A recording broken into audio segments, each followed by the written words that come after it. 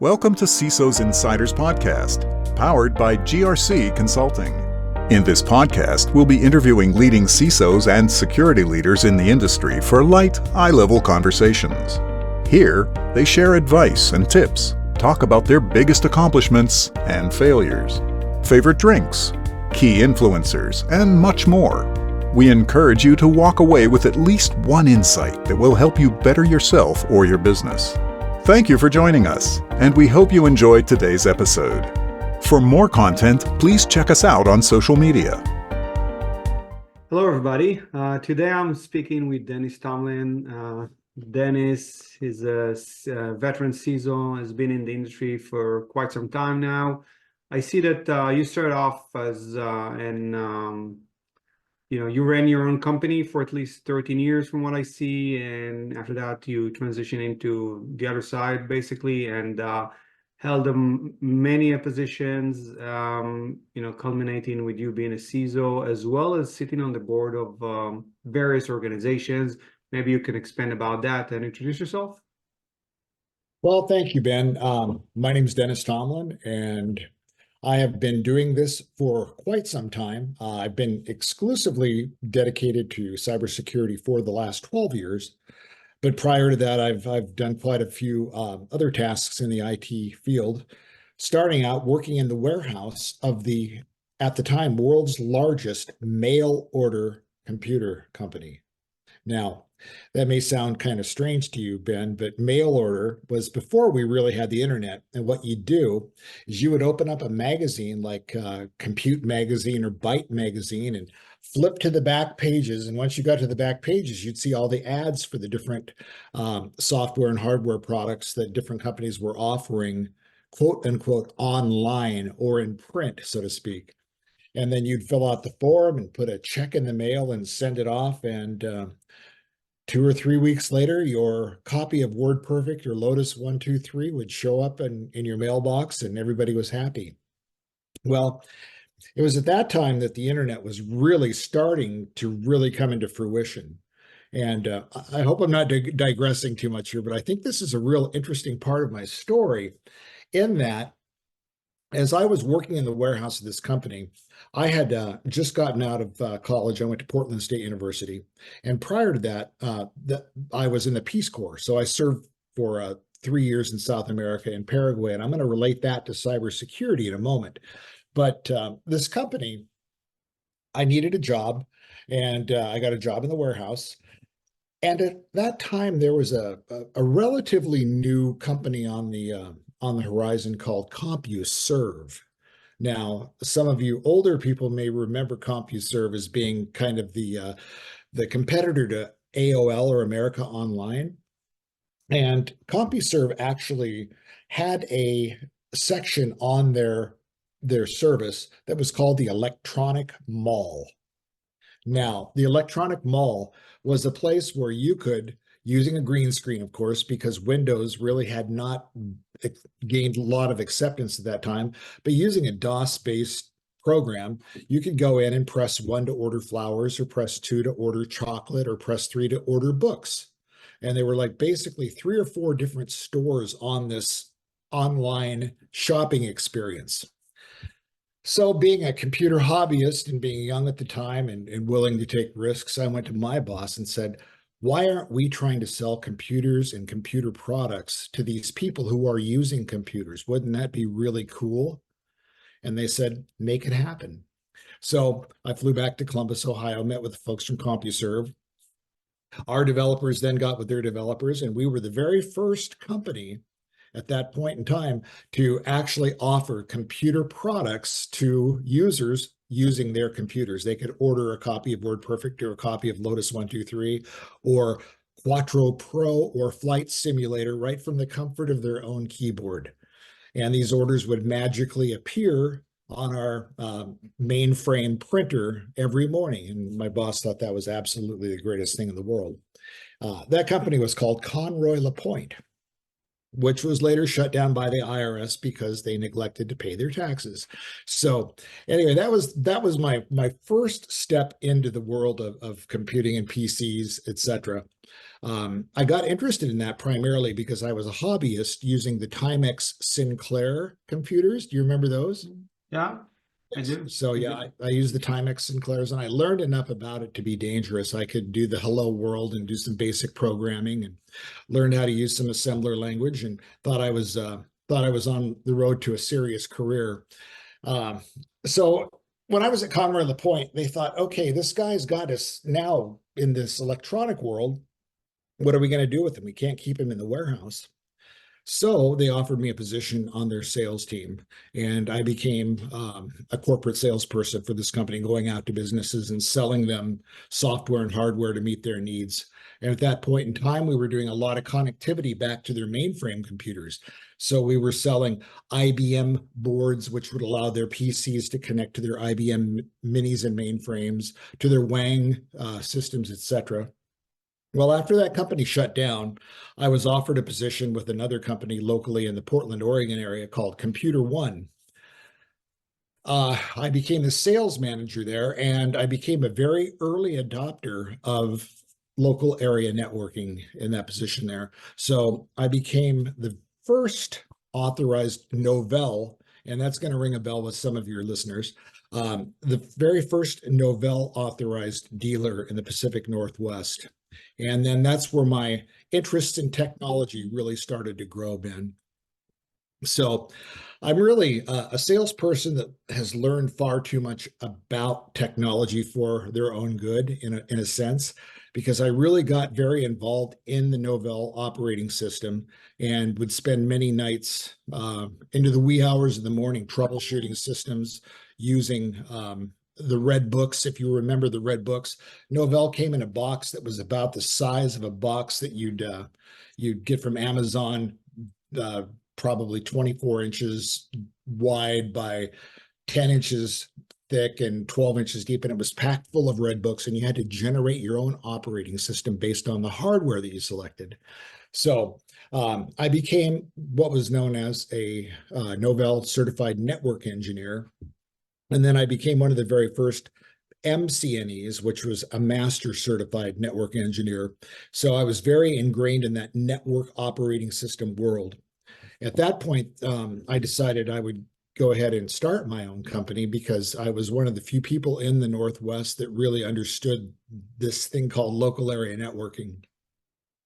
So I started a company called Integrated Computer Systems, and we served the Northwest primarily from Seattle down to San Francisco. That was our primary region that we serviced, and grew it to about 25 employees. Received an offer to sell the company. I decided to sell it, went to work for one of my bigger customers, who was an international business. We were the US headquarters of a business based in Berlin, Germany, that manufactured heart pacemakers.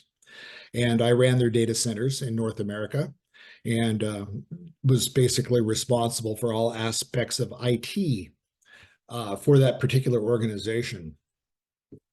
That was my first exposure to malicious software or malicious activity against computers.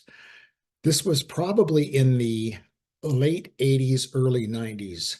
And we were actually hit with one of the first viruses that was well known, the I love you virus.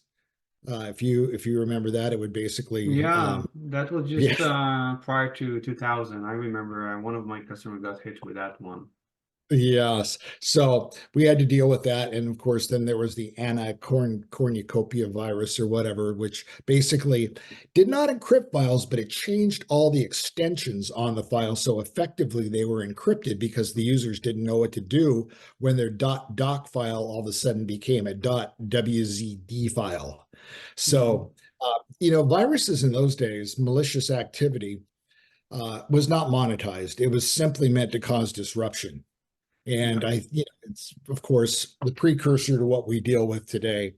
But it's at that point in time that we started getting more serious about security on the endpoints and started deploying endpoint security tools in a wider way. And you know where that's all taken us. At this point, it's really very interesting that what was once an inconvenience and would cause disruption can now totally devastate an organization and totally take them out of commission or offline for days, weeks, months, even put them out of business if not dealt with appropriately, or if the company doesn't have means to deal with the ramifications of malicious software. So from there, I went to work for a company that some of you on the West Coast may be familiar with called Papa Murphy's. Now, Papa Murphy's is a take and bake pizza place. And no, I did not make the pizza. However, I did have to spend 1 week in a store because every employee had to spend time in the store. And I learned how to grate the cheese and chop the onions, just like everybody else. But my primary job was governance, risk, and compliance. And this was at a time when they were in the process of going public and filing their Sarbanes-Oxley paperwork. And so I helped them with their GRC program, helped them become compliant to go public. And a direct result of that was building the cyber program for that organization, the governance, risk, and compliance. So the risk piece was something that I focused on there. While I was there, I received an invitation to interview at my current employer, and which is Multnomah County, Oregon. We are the largest local government entity in the state of Oregon. Multnomah County is located in northwestern Oregon, and we're the county that houses Portland, Oregon, which is the largest city in the state.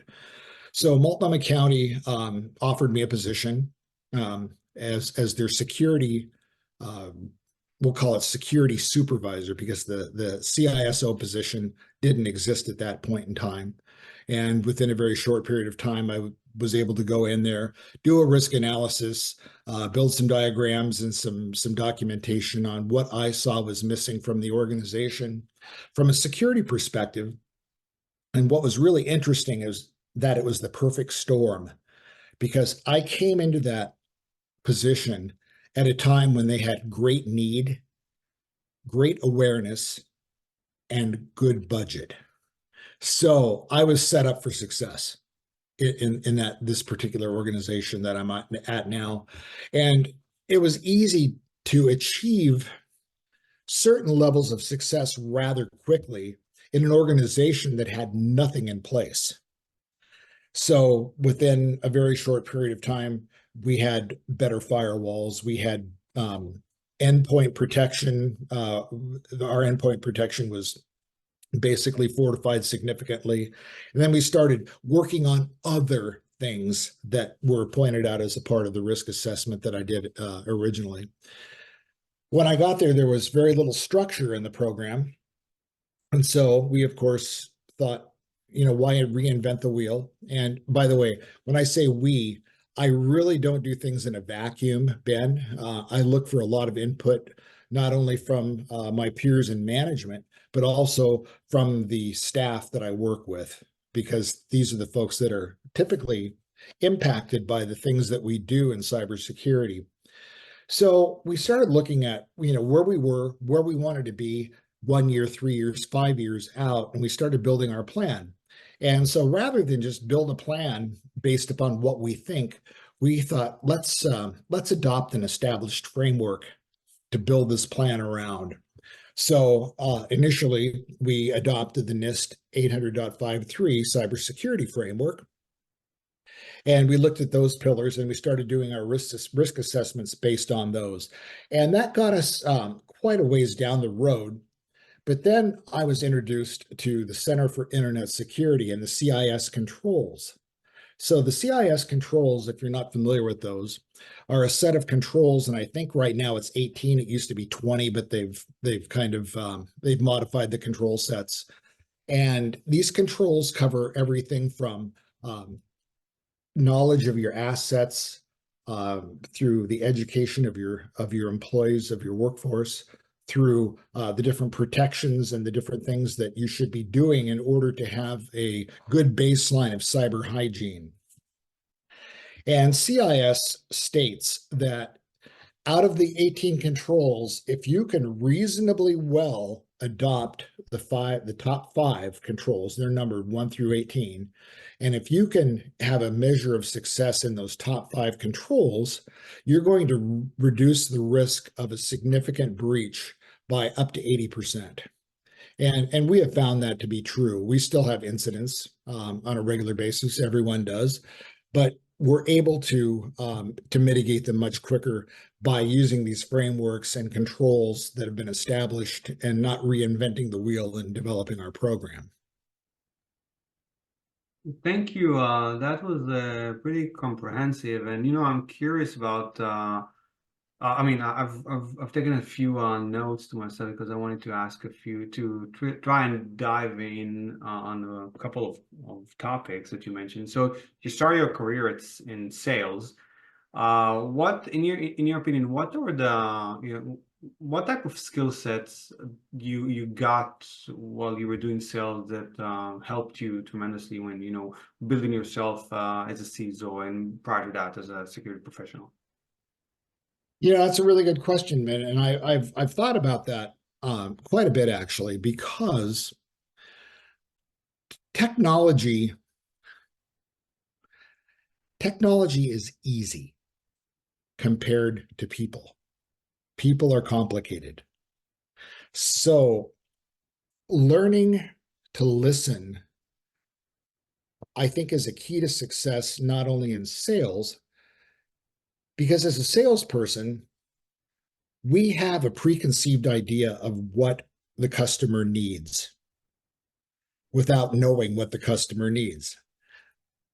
But if we listen to what they're really saying, and they may not even really know how to verbalize it properly, but we can actually help the customer more by maybe not giving them what they want, but what they need.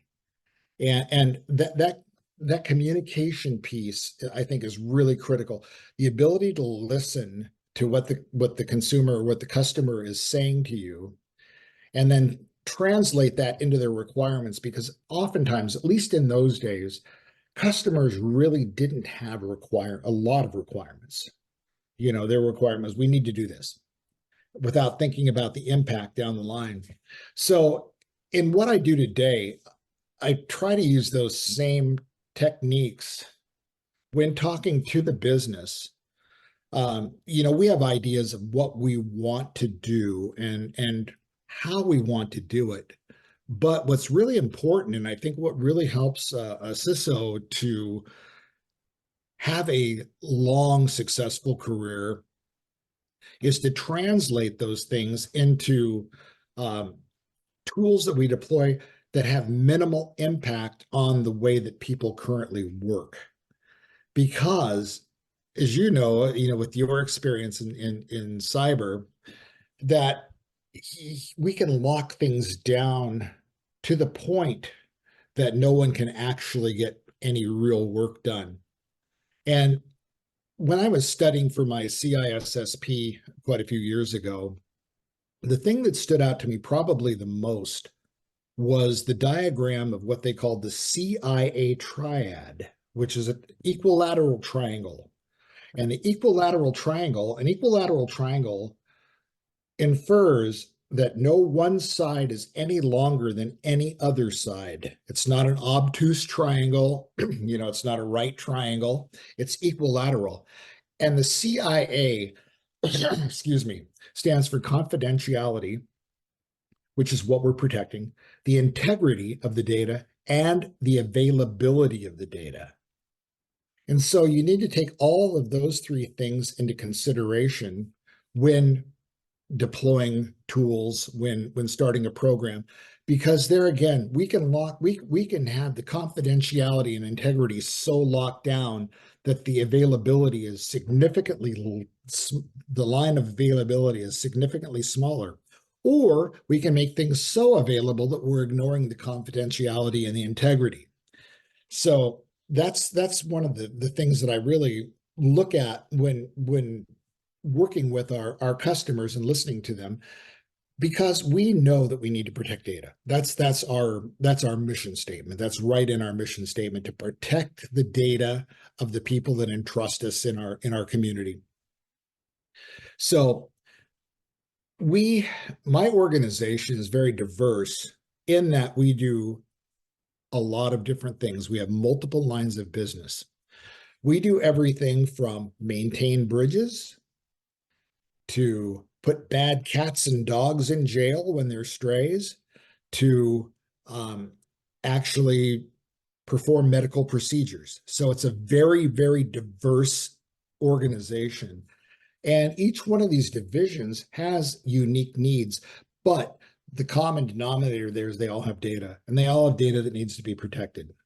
Mm-hmm. Sometimes it does require us to make exceptions for certain groups to allow them to be able to function more freely, especially in times of crisis, like in an emergency with our emergency management folks, when there's a fire, a major wilderness fire, or during COVID. We had to pivot and make some changes and some concessions in the way we do things. But when we do that, we talk to the users. We want to enable the users. Our jobs in security, we say we're here to protect the data, but it should also be like in parentheses next to it, while enabling users.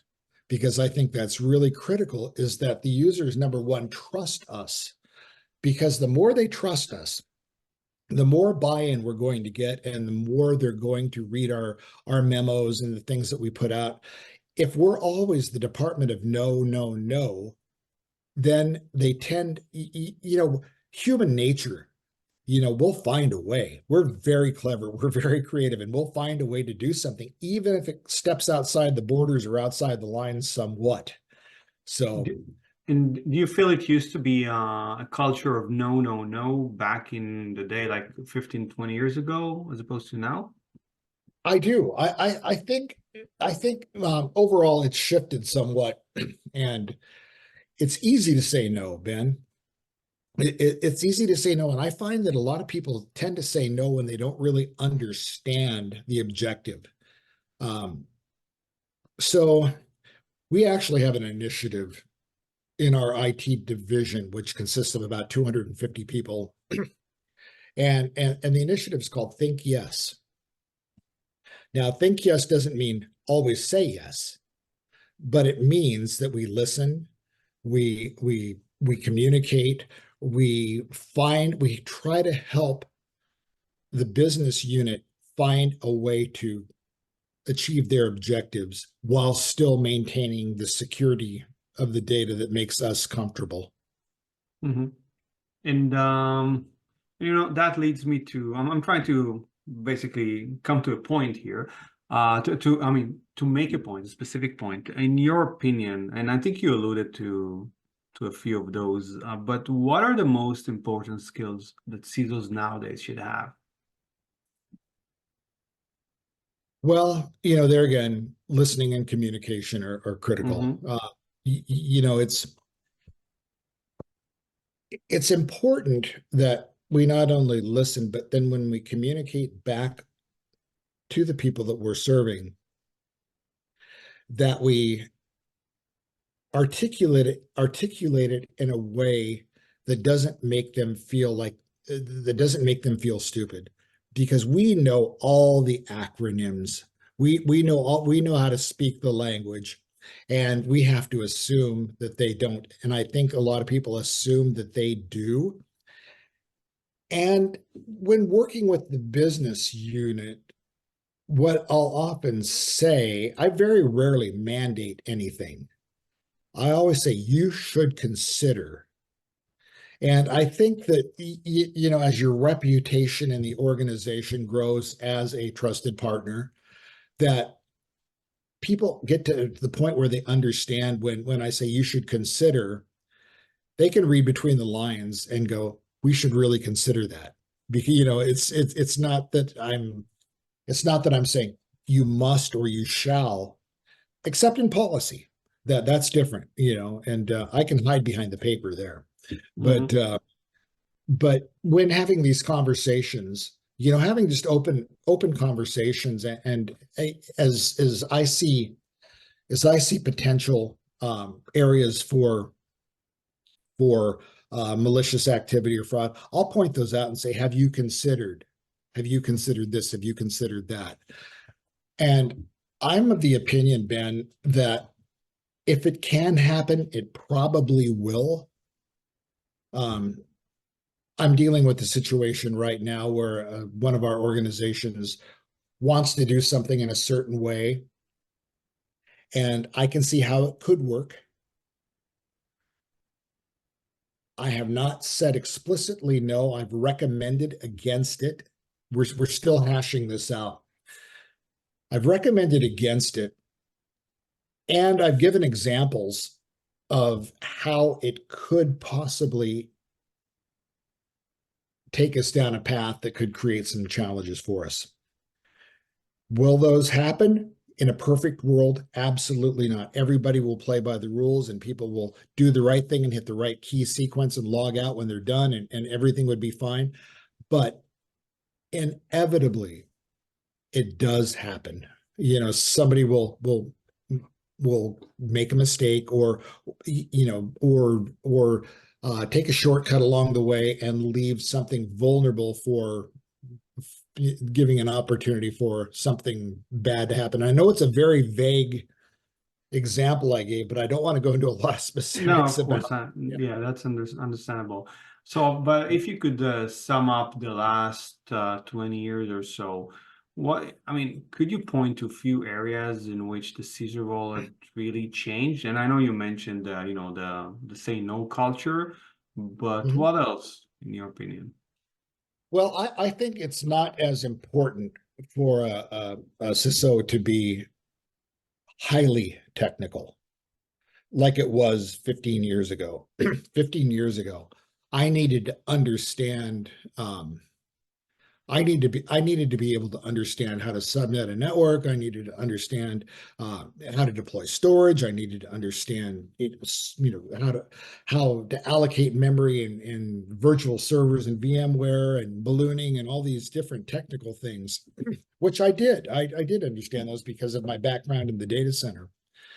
But I think it's evolved more, and especially larger organizations where you have experts that understand these things.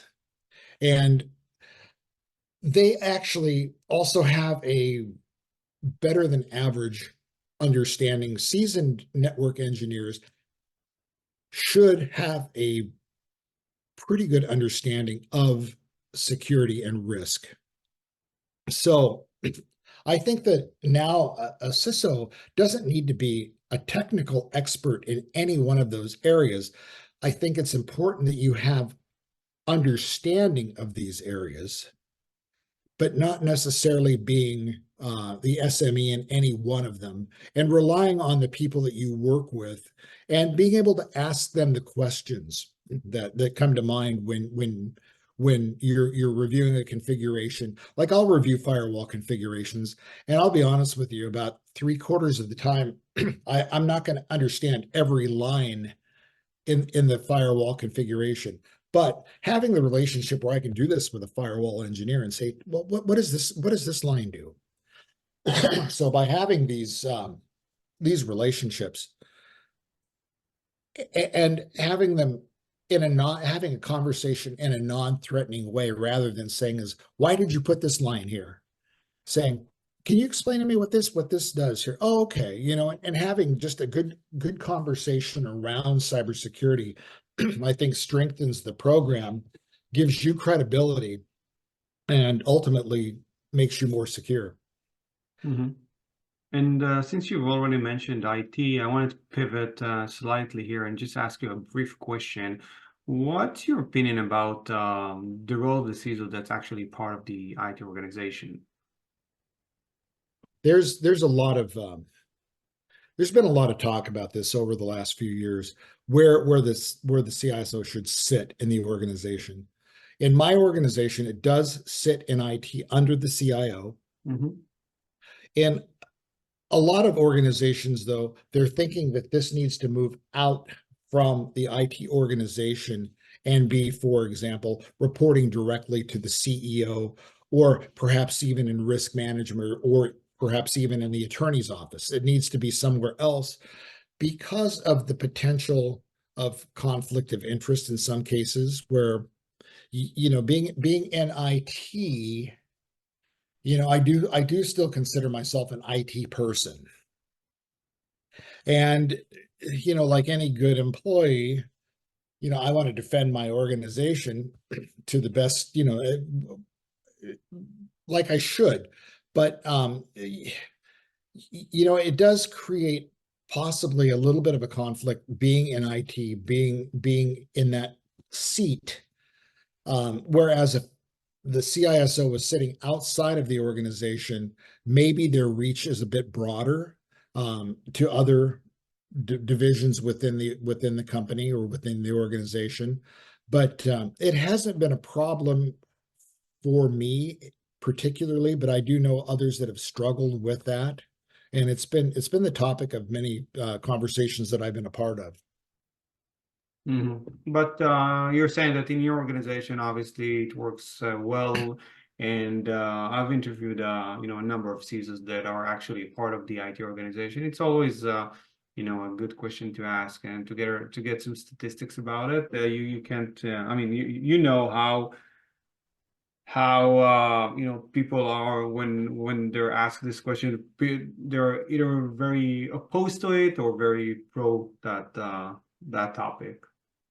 I think I'm pretty agnostic toward it because I think it really depends on the person in the position, in how they relate to others within the IT organization and outside of the organization. Now, just to be clear, I don't sit at the same level as our chief financial officer or our chief HR officer. I'm actually a level beneath them. But I think that it's not a problem in my organization just because of the relationships that I've built with these folks. And they do truly look at me as someone that they can trust and should listen to. So, and maybe county government, local government might be a little different than in, for example, in the private sector, where I think it could tend to be a little bit more self-promoting, because most of the people that work in my organization are doing it because it's a great place to work, number one. Number two is that they're a part of something bigger, helping the community in a sense. So, where do you go? Of course, we've all had opportunities to look at other positions outside of our organizations, but I think a lot of us are here not only just because it's a great job and it's a competitive job salary wise, but because we feel like we're actually doing something good for people. Yeah. I mean, we're being local government. We're very often perceived as we're the safety net. We serve a lot of underserved people.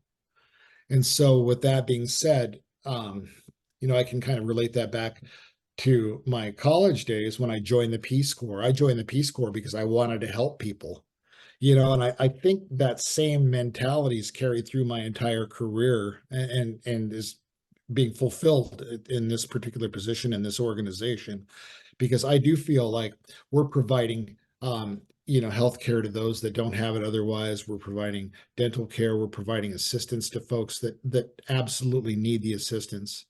Not to say that the system is not abused, because it is, but still, you feel like you're doing something to contribute to the greater good. And I know you mentioned in our previous call that you mentor a few individuals. And, for those listeners out there that are trying to get their first position and, get a foothold in the cybersecurity industry, what would your advice to them be? Well, that's a really good question, because almost any article that you read regarding cybersecurity opportunities will tell you that there are tens of thousands of opportunities available for people that are interested in cyber. The challenge with that is most of them are mid-career type opportunities. And there are very, very few entry-level opportunities into cybersecurity. And that's something that has to change, because what I think is happening right now is we're amassing a tremendous amount of technical debt here, in the fact that we have a workforce that's in cyber that's typically older, and I'm going to say 35 years old and up, mostly mid-career folks. And so we have a lot of, most any job listing that you look at will say 5 years of experience, 2 to 5 years. Well, how do you get that experience? And that's really a real deficiency in the system. So, some of the young people that have just basically gotten out of college, and I've mentored a few folks that have gotten for example, their associate's degree in cybersecurity, and they're very familiar with firewalls. They're very familiar with technology, but they can't get their foot in the door because of the fact that they don't have the experience required.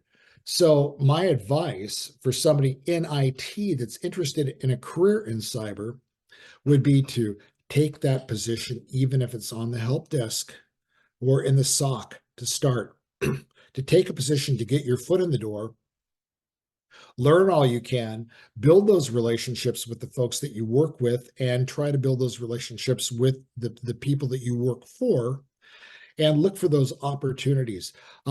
Join organizations like ISACA and ISA and the MS-ISAC, and do all you can do to stay current on the different cyber threats and topics that are out there, and try to show value in that area while you're working, perhaps not necessarily in cyber. But when I say you're not working in cyber, we have 6,500 people that work for our organization.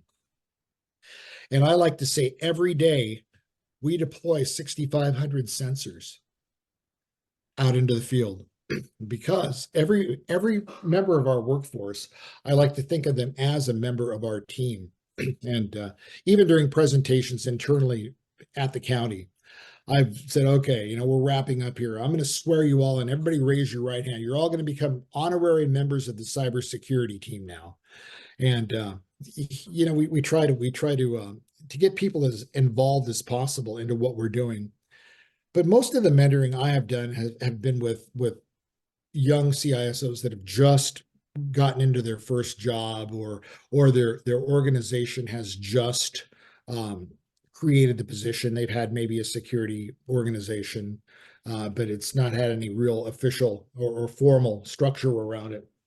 Mm-hmm. So as a part of the MS-ISAC, I've been on the executive committee there for 4 years now. And for those of you who may not be aware, the MS-ISAC is the Multi-State Information Sharing and Analytics Center. And most industries have an ISAC. And the ISACs basically are loosely affiliated with CISA. And they're kind of a quasi-government organization that provides services, advice, information, seminars, webinars to the membership regarding cybersecurity topics. So I had one mentee who was assigned to me, and she was from a very, very small county in Northern Oregon. And during our first meeting, I asked her, I said, okay, how many people on your staff? And she goes, just me. And I said, okay. I said, how many people on your IT team? And she goes, just me. So, and she goes, and I'm also the secretary for the board, and she probably mowed the lawns on Saturday. I don't know. But the fact of the matter is that a lot of organizations are really struggling. They're underserved. The CISO basically oftentimes will be a network person who's shown some interest in cybersecurity. And so they give them the job. Okay, you're the firewall, expert. And by the way, you're also our security person. Well, in mentoring those folks, you know, it's tough because they're underserved. Their organizations don't have the resources necessarily to go out and staff up or do much other than what they can do. But yet, are they any less important in the chain than a large organization like mine? No. They still represent the soft underbelly of local government, and they can provide ready access to systems that are well beyond their purview. So, mentoring those types of folks is really a challenge. And I'll tell you, I would not want those jobs. I would not want to be the single point of contact or the single cyber person for any individual organization, because I think that's a setup pretty much for failure. I agree. And that's a good piece of advice is that while we're on the subject of advices or, experience sharing, what would you tell, again, the young listeners out there about what myths can you debunk about this industry of ours?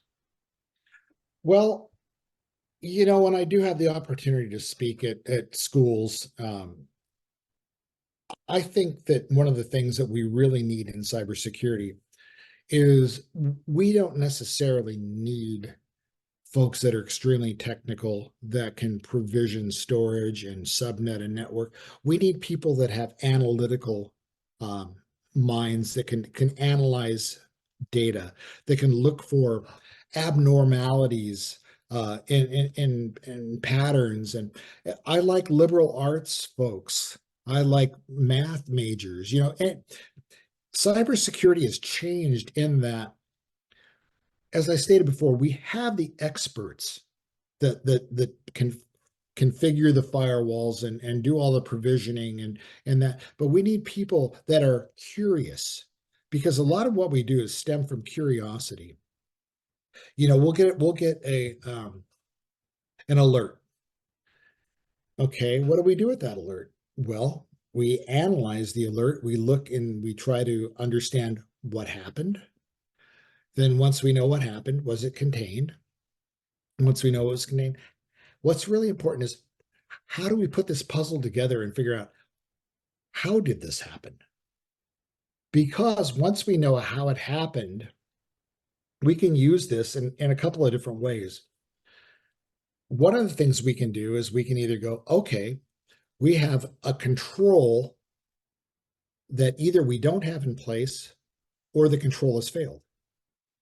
So that gives us the ability then to either fix it if we're able to, or it gives us the ammunition to put into our next budget cycle and say, we've had 3 incidents because of this.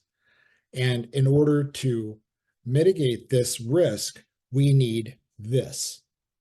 So, the analysis of a cybersecurity incident isn't always just to fix the problem. Oftentimes, it's actually to expose the issue so that we can get the right tools in order to address it. And I never say prevent, reduce the risk of it happening again in the future. Yeah, reduce the probability even. Mm-hmm. And looking back at your fruitful career, what would you like to have known when you just started? What would I have liked to know? I would have liked to have known where Apple stock was going to go. Yeah, sure. And Amazon and a few Yeah, others. Amazon stock, Apple stock, a large number of them.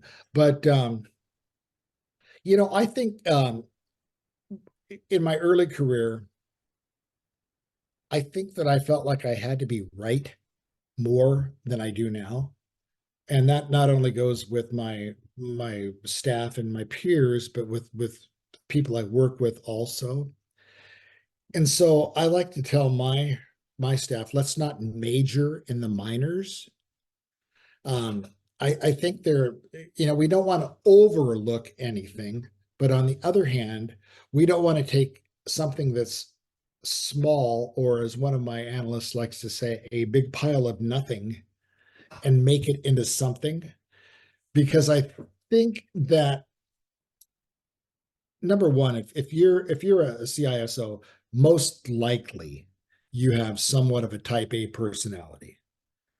And yeah, I think that's probably relatively common, because we didn't get here just because we're handsome or beautiful or extremely intelligent.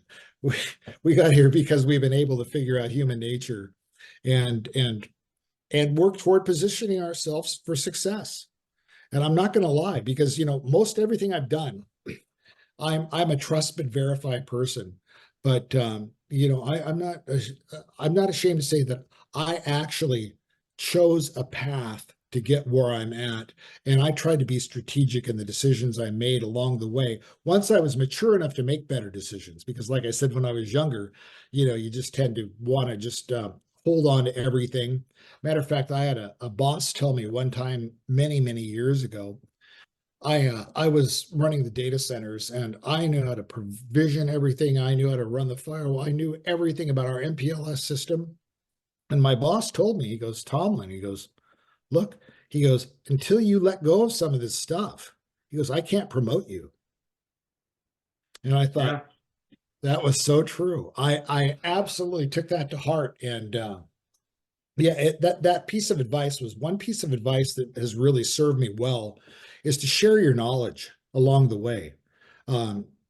Because we want to be that person. We want to be, I'm gonna call Ben. Ben knows how to fix this. I'm gonna call Ben. And pretty soon, Ben becomes burdened down with everything, because Ben's our guy. But yeah, and spreading out the knowledge, I think, is really critical. And it's something I didn't do really well when I was younger, because I wanted to protect my turf. Yeah, of course. Yeah, that's a very common characteristic, I would say, in this field, especially when you're young, because Yes. I mean, the way I interpret it is you just feel insecure to a degree, and then Yes. you just want to, as you said, you just want to make sure that this realm is yours, and no one is allowed is gain entry to that can gain entry into that realm. And now, Ben, as I approach retirement, I want to know less and less. Yeah, It's same for me, it's I have to say. No, I'm a big believer in delegation, and basically creating good systems, good processes, educating, training the individuals, and let them do their thing. And from time to time do some quality assurance, provide guidance, but definitely, let them go. Ben, when you say, develop good processes, something I think it's really also very important, and I think sometimes it drives my wife crazy, is that I'll say something, or have an opinion on something, and then as I get new information, I can change my opinion. And I think sometimes, that can be frustrating to people, because they can say, well, you said this, or you said you believe. Well, that was before I got this information. And I think that when I was younger, I was less likely to pivot, because, and there again, back to what you said, part of it is just the insecurity. But if I truly, have gotten new information that sheds new light on something, or a topic, I would be foolish not to consider it. And because the older I get, the more I realize how little I really know. There are certain things that, that are constants, but I think being, in a position of leadership in an organization, like being a CISO, that you need to be open-minded and consider, well, technology. We all know how fast technology changes. So, the way we did things 2 years ago, we're not doing them the same way in some cases today. So we need to be flexible and adapt with not only technology, but also with cultural changes. Mm-hmm. Thank you. And I know both of us have a hard stop in a few minutes, so I'll just ask you one more question before we can wrap this up. In your opinion and experience, what's the key factor for success when forming a relationship with vendors? I have a very interesting relationship with my vendors. I've always been one to split the wins 50-50. But I'm going to win the big ones. Okay. I'll let them win 3 little ones to my big one when we're like negotiating or we're working with vendors. But number one is when I work with my vendors, I'm very transparent. I like to let them know, of course, requirements and be as specific as possible with requirements. I like to let them know that I do have a budget. I don't divulge my budget, but let them know that, hey, I am under constraint here and I need to make the best decisions based on my constraints. And this might not be very popular, but I was in a meeting just last week with a vendor, and there were a number of people from my organization and a number of people from their organization. And this is a big company. This is one that if I said the name, everybody would know what it is. So they said, well, we see 2 options. They said, we can either go this route where you're paying by how much data you're storing, or we could go this route by how much compute you're using. Now, by saying that, some of you are going to figure out who the vendor is. But I said, no, we have 3 options. I said, our third option is we just look for another vendor. So now when I say that, I have the relationship. I'm kind of known as I bring a lot of levity to situations because that's worked really well for me in the past is being, helping people to laugh and helping people to relax. So when I said that, they knew I was serious, but it got a lot of chuckles in the room at the same time. But I think it put the message across that, no, we always have the option to walk. So, being honest with vendors, I don't want to say being friends with your vendors, but get to know your vendors a little bit. Now we have one company we worked with, and it's been like the rep of the month almost. They cycle through them on a regular basis, and that's really frustrating. But we do have certain vendors where I worked with this person for the last 10 years. And you develop that relationship where you can actually be very transparent with them and work together with them, because ultimately, well, I'll just tell you, Varonis, for example. Varonis is extremely expensive. It's heavy, but it works well. Okay. They ask me to speak on their behalf from time to time, and they use me as a reference. I trust them. They trust me.